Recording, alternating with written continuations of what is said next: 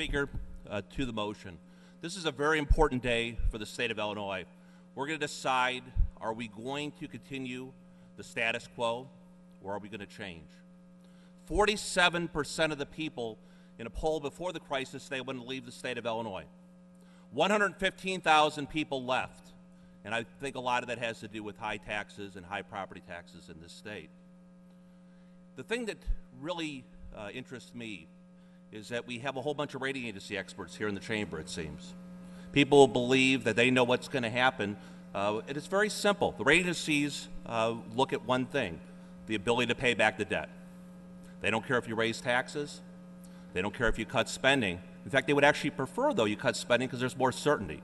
We see what's happened in states like Connecticut. When you raise taxes, you actually reduce the economic output of those states, and you ultimately bring about less revenue. And what we're seeing now is that if we pass this tax increase, Moody's is telling us that we're going to junk.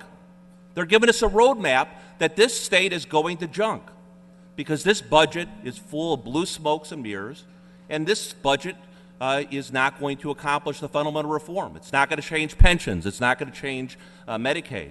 What we do know for sure is that this budget is going to hurt people. We've all heard from our constituents.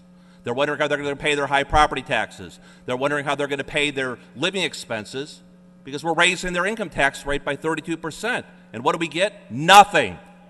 Nothing. We get nothing but more taxes, more of the status quo. There's an alternative.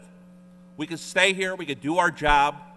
We could adopt pro-growth economic policies. We could make Illinois a state that people want to stay in. So I ask everyone to please do the right thing, stand up for the taxpayers of this state, and vote no for this tax increase. Mr. Anderson for 5 minutes.